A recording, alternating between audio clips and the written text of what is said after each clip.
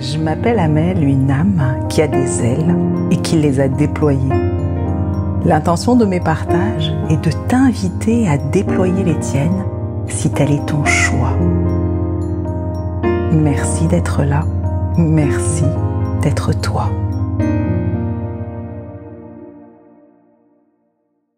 Tu sais ce qui relie un couple?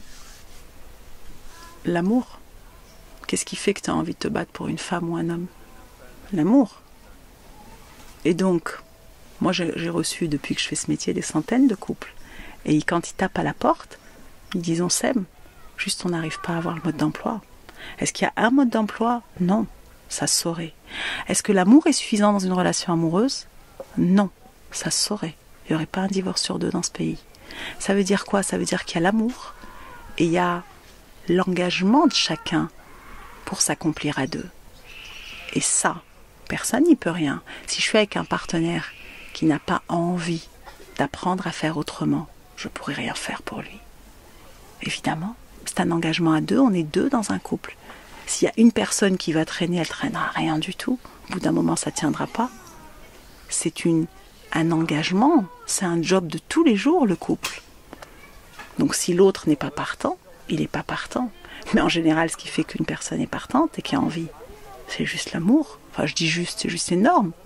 C'est parce qu'elle aime l'autre qu'elle a envie de faire ça. Mais il n'y a jamais d'amour équitable. Il y a toujours un qui aime plus et l'autre moins. Oui, et c'est vrai qu'il y a beaucoup de personnes, et j'entends énormément ça dans mes lives, qui vont supporter l'inacceptable pour rester avec l'autre. Est-ce de l'amour? Est-ce se respecter? Est-ce s'aimer? C'est des personnes qui ont besoin d'être en couple et qui n'ont pas envie d'être en couple. Le couple, c'est la cerise sur le gâteau. C'est j'ai envie d'être avec toi. C'est pas j'ai besoin d'être avec toi. Et là, c'est toutes les relations de dépendance affective, de relations toxiques qui se jouent. Et le nombre de personnes que j'accompagne ou j'ai dans les lives qui me disent oui, mais j'accepte l'inacceptable. Je me contente, j'aime bien dire, c'est comme des miettes de pain. Et puis notre partenaire, quand on est dépendant affectif, il nous donne une micro-miette et il fait tiens. Et la personne, elle fait waouh, qu'est-ce que c'est bon. On se contente. Et moi, j'invite chaque personne à ne plus jamais se contenter de miettes d'amour. L'amour, c'est bien au-delà.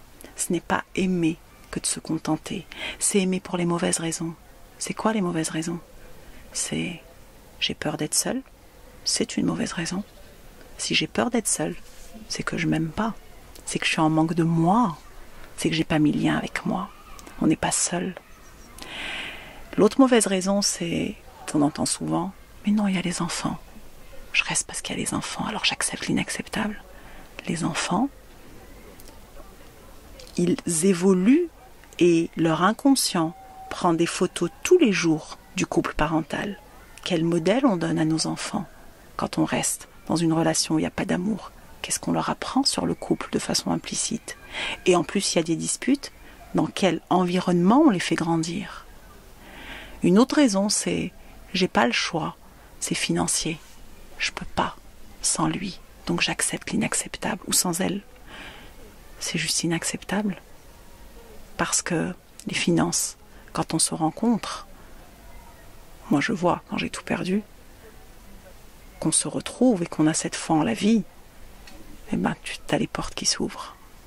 Et tu y arrives. Et tu montres à tes enfants qu'en réalité, tu as une énorme confiance en la vie, que tu apprends à te reconstruire et que tu ne vas pas dépendre de quelqu'un pour de l'argent ou pour toute autre chose. Et donc, j'invite chaque personne, vraiment, et c'est parce que moi, je me suis contentée dans ma vie et que je suis arrivée à 50 ans en me disant, mais si tu pouvais, toi qui écoutes, gagner du temps dans ta life, parce que chaque seconde qui passe où tu es en train de m'écouter, c'est une seconde en moins de ta life. Alors qu'est-ce que tu choisis? Par contre,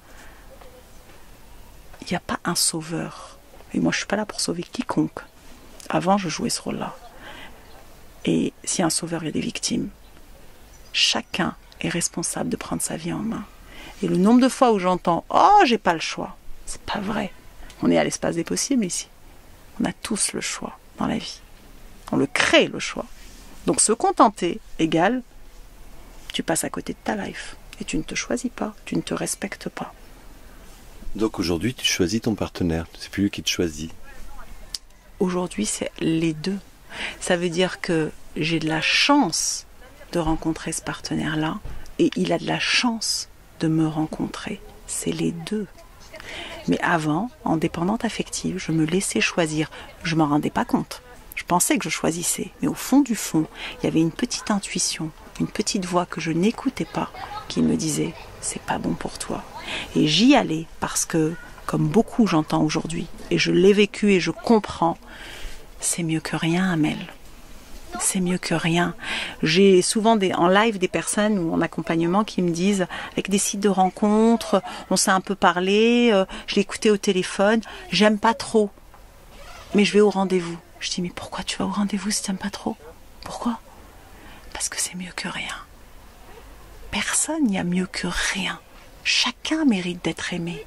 Comment quelqu'un peut nous aimer si nous-mêmes on s'aime pas? Comment quelqu'un peut nous respecter si nous-mêmes on se respecte pas? C'est pas possible. C'est juste pas possible. Donc à chacun de nous de reprendre notre part dans notre life. Aujourd'hui, il y a 180 métiers dans le développement personnel. Et il n'y a pas que le développement personnel pour aller mieux. L'art permet d'aller mieux, la nature permet d'aller mieux, la musique, enfin, plein de choses permettent de s'aimer. Déjà, s'aimer, c'est mettre le contact avec toi. Donc, je te pose juste une question. Qu'est-ce qui te fait vibrer dans ta life? Si tu avais le choix, tu ferais quoi? Parce que je vais dire si tu avais le choix pour toutes les personnes qui disent « j'ai pas le choix ». Tu as toujours le choix. C'est quoi qui te fait vibrer? Remets de la joie dans ton cœur. Et il y en a plein qui vont dire aussi, et j'ai beaucoup entendu ça, plus jamais j'ai envie d'être en couple. Plus jamais. Alors, les hommes ou les femmes, hein, j'ai plus confiance aux hommes, j'ai plus confiance aux femmes. Et moi, je suis une célibataire et je veux rester célibataire toute ma life. J'en veux plus de la relation. Alors, c'est ton choix et je le respecte. Il y a juste quelque chose où j'attire ton attention. C'est que tout ce qui est dans l'extrême, si ce n'est pas neutre, c'est pas la même chose de dire je suis célibataire, je suis bien dans mes pompes comme ça, je cherche pas l'amour. Peut-être que je vais rencontrer l'amour à un moment, mais je suis bien comme ça avec moi. Et j'en veux ni aux hommes ni aux femmes, en fonction des sexes. Là, c'est ok. Là, c'est juste normal. Enfin, normal, j'aime pas dire ce mot, parce que ce qui est normal, c'est juste être en lien avec soi. Par contre, dès que tu en veux à l'autre sexe, dès que tu dis plus jamais, la première personne qui ferme son cœur, c'est toi qui fermes ton cœur pour toi. Tu congèles une partie de toi. Donc là, je t'invite à faire le deuil de ton ex, de tes ex, en fonction des histoires que tu as eues, et à pardonner. Parce que ne pas pardonner, c'est donner la clé à l'autre de ta life et de ton humeur. Ça veut dire qu'il ne fait plus partie de ta vie ou elle ne fait plus partie de ta vie. Comme tu n'as pas pardonné, tu es là, tu as de la rancœur, tu as de la haine. Et comment tu peux vivre en étant lié à ton cœur si tu lui as donné la clé, qui n'est même plus là, la personne n'est même plus là, pour déterminer ton humeur? T'imagines la perte de contrôle de toi? Pardonner, c'est te retrouver. Et ça ne veut pas dire aller voir l'autre et lui dire « je te pardonne ». C'est juste penser à l'autre et pardonner. Il y a moi j'adore animer en mettant du pardon, parce que ça guérit ton cœur pour toi. Donc l'amour, ça se rencontre en se rencontrant et en rencontrant l'autre. Oui, quand tu donnes la clé à l'autre, c'est une façon de lui dire qu'il y a encore un lien. C'est ce lien. Enfin, de ne pas pardonner, c'est que l'autre, que tu gardes un lien avec l'autre. Oui, et souvent dans la dépendance affective, on va dire « Ah, il me manque, j'arrive plus à vivre sans lui » ou « Elle me manque ». Ce manque... Ou de refuser une autre histoire, de ne pas faire le deuil, c'est de laisser la responsabilité à l'autre de ton engagement. Enfin, ne pas pardonner, c'est laisser à l'autre ce pouvoir, mais aussi la clé de ta maison. Tout à fait. Parce que personne ne peut rentrer. Exactement, même pas toi. C'est ça le truc, c'est que tu te coupes de toi. Et souvent, dans les personnes qui j'arrive pas, j'ai souvent cette question, j'arrive pas à l'oublier, j'arrive pas à faire le deuil, je vis plus sans lui, ou elle attend les nouvelles alors que c'est fini, ou etc. Bah là, alors je mets elle, mais c'est il, hein, c'est plus simple de le mettre dans un seul sens.